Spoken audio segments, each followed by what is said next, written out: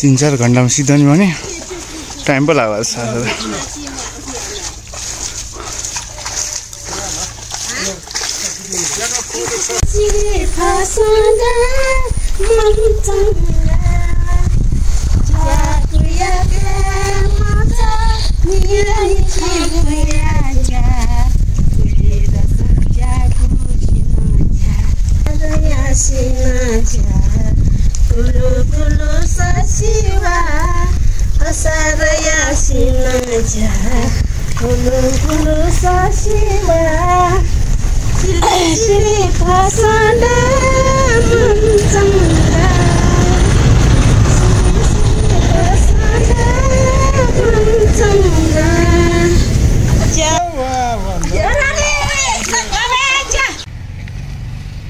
आजको कार्यक्रम सिद्धिएको अवस्था